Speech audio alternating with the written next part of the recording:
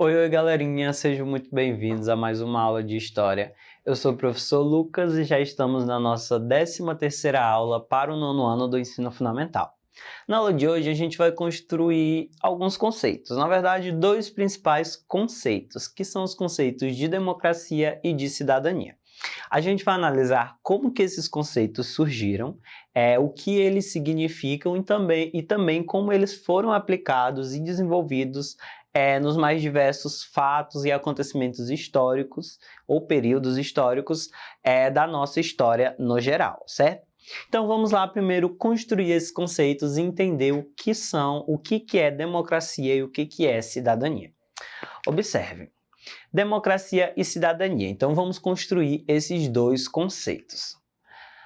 A palavra democracia tem origem no grego demokratia, que é composto por demos, que significa povo, e kratos, que significa poder ou forma de governo. Nesse sistema político fica resguardado aos cidadãos o direito à participação política.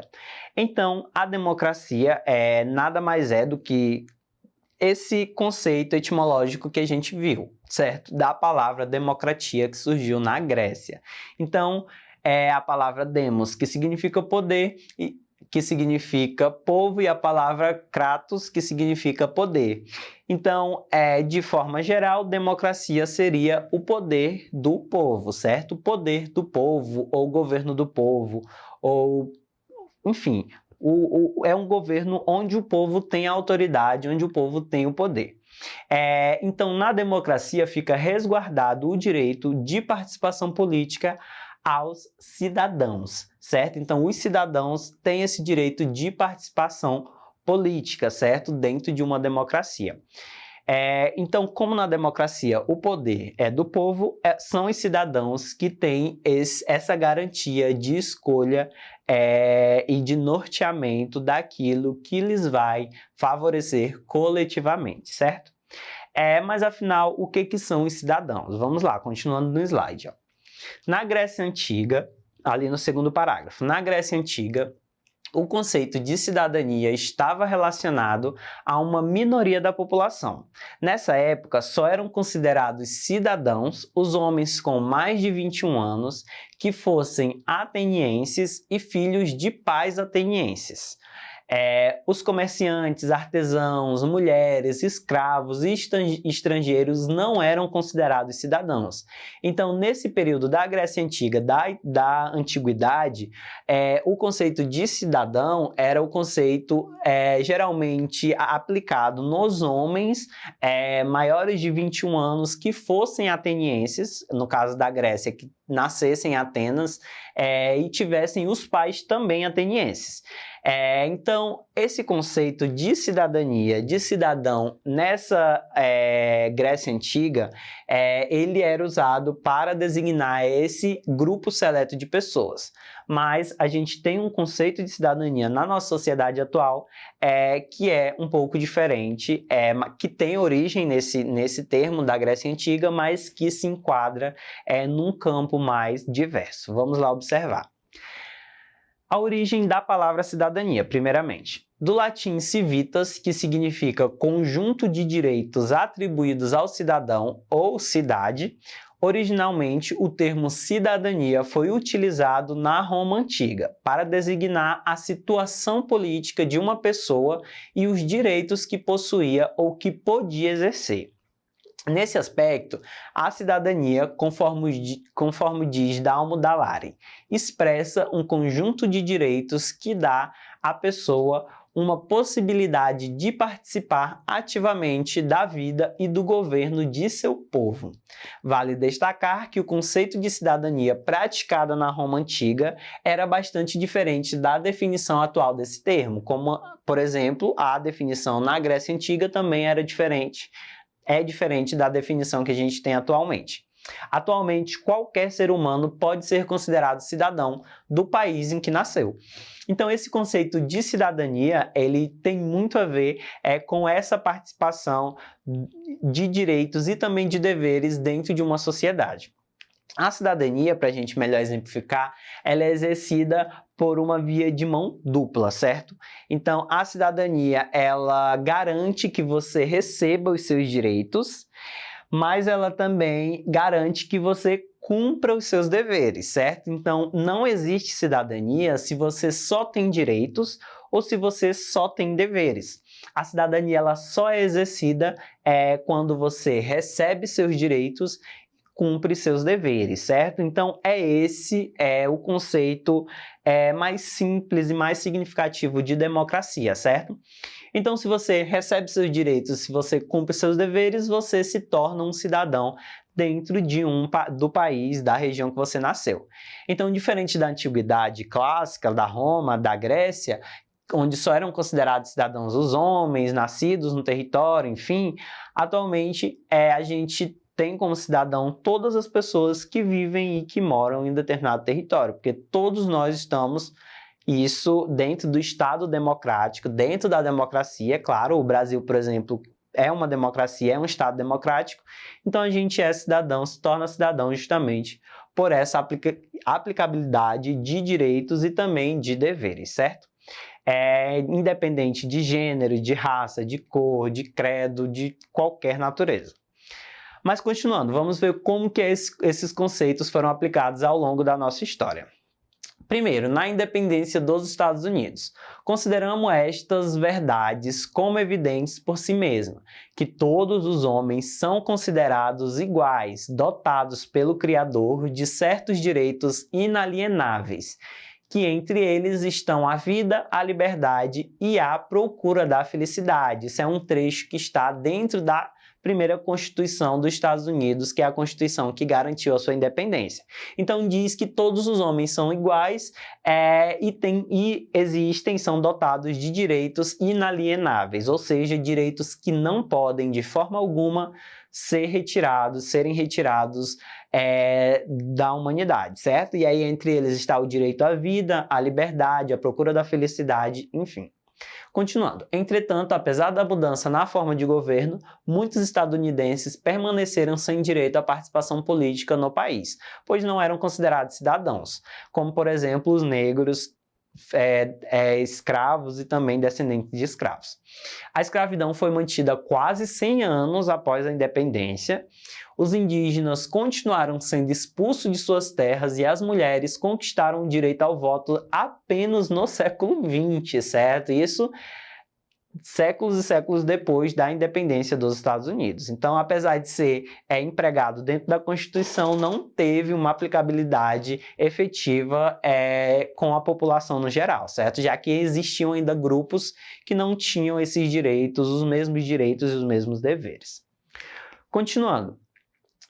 Também foi aplicado durante a Revolução Francesa, foi somente a partir da Revolução Francesa que se estabeleceu a noção de cidadania tal qual conhecemos hoje, certo? Então, o conceito de cidadania que a gente conhece hoje foi estabelecido dentro da Revolução Francesa. Assim, os homens passam a ter direitos iguais perante a lei pela primeira vez na história da humanidade e, ao menos em teoria, acaba a desigualdade que existia até então, ao menos na teoria, certo? Estes princípios éticos foram consolidados a partir da Constituição Francesa e também norte-americana. Em 1789, a Declaração de Direitos do Homem e do Cidadão, a França estabeleceu a igualdade de todos perante a lei. Em 1791, na Constituição aprovada para a França, o voto passou a ser censitário e foi mantida a escravidão nas colônias francesas. Aí já é uma contradição, certo? Se diz que todos são iguais perante a lei, como que existe o voto censitário, que é aquele voto onde só vota quem tem determinada quantia em dinheiro, determinado valor monetário, e como que a escravidão continua mantida, mesmo a declaração dizendo que todos são iguais, certo? Então, esse conceito começa a ser impregnado da forma que a gente conhece nesse período, mas ele tem, claro, as suas transformações e as suas mudanças ao longo da história. Vamos analisar um pouquinho, inclusive, desses dois conceitos de democracia e cidadania aqui na história do nosso Brasil. Observem. na proclamação da República do Brasil. A República Federativa Brasileira nasce pelas mãos dos militares que se veriam a partir de então como defensores da pátria brasileira, como a gente discutiu o surgimento da República no Brasil. A República foi proclamada por um monarquista, Deodoro da Fonseca, assim como parte dos militares que participaram das movimentações pelas ruas do Rio de Janeiro no dia 15 de novembro de 1889. A população das camadas sociais mais humildes observaram atônitos os dias posteriores ao golpe republicano. A República não favorecia em nada aos mais pobres e também não contou com a participação desses na ação efetiva. Isso porque, como a gente discutiu, o principal rompimento com a proclamação da República foi a quebra do regime monárquico, onde quem governava era um rei, era um imperador, era um monarca, certo? No nosso caso, a gente tinha um imperador, e aí a gente passa a ter um presidente que vai ser escolhido de forma popular pelo voto das pessoas, certo? E é aí que é estabelecida a forma democrática, a democracia no nosso país. Só que isso não acontecia muito bem na prática. Como a gente discutiu, apesar de todos esses levantamentos, a gente teve uma série de manipulações e de fraudes eleitorais, e além disso, houve também um processo de exclusão de diversas populações, como, por exemplo, apesar da abolição da escravatura, os negros continuaram sendo excluídos, as mulheres não tinham participação no voto, não tinham o direito de votar, não tinham participação política, enfim. Vamos continuar para a gente melhor entender essa participação da população nesse período.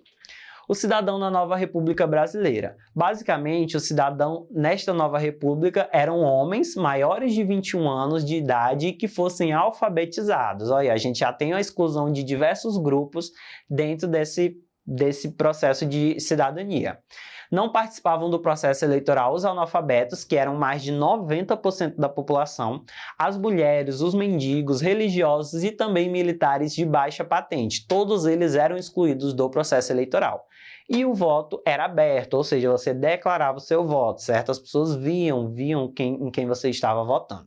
Então, tudo isso, apesar desse advento da República, do surgimento da democracia no nosso país, ainda foram impasses que até hoje a gente vai tentando modificar, certo? E aí, para melhor entender o conteúdo, vamos fazer duas questões rapidamente. Observem aí. Sabendo que a palavra democracia tem origem no grego demokratia e que é composta por demos, que significa povo, e kratos, que significa poder, podemos afirmar que para que haja democracia é preciso, letra A, que exista ampla participação popular, B, que os que têm maior renda tomem as decisões, C, que um pequeno grupo sempre esteja no poder, ou D, que as decisões sejam restritas aos líderes. A alternativa correta é a letra A, certo? Para que haja democracia, para que a democracia seja efetivada, é preciso que exista uma ampla participação popular, certo? Uma participação popular muito vasta, certo? Na sua maioria. A população tem e deve participar do processo eleitoral, político, social, econômico, enfim. Afinal, somos nós que regimos nós mesmos. Segunda questão. Originalmente, o termo cidadania foi utilizado na Roma Antiga para designar a situação política de uma pessoa e os direitos que possuía ou que podia exercer. Ao longo da história, esse conceito acaba sofrendo alterações. Diante disso, podemos dizer que o cidadão precisa, letra A, conformar-se com tudo que já adquiriu, B, estar plenamente realizado, pois tem o direito de votar, C, estar sempre consciente de seus direitos e deveres, ou letra D, jamais deve se envolver em questões políticas. A alternativa correta é a letra C, certo? Estar sempre consciente de seus direitos e deveres. Então, o cidadão, para que ele se torne cidadão e tenha a sua cidadania efetiva, ele tem que ter a consciência dos seus direitos e dos seus deveres, certo? Lembra lá, via de mão dupla, certo? Então é isso, eu espero que vocês tenham conseguido compreender os objetivos da nossa aula. Para ter acesso à aula na íntegra, acessem a plataforma Eduque no site da Secretaria de Educação. A gente vai ficando por aqui, tchau, tchau e até a próxima aula.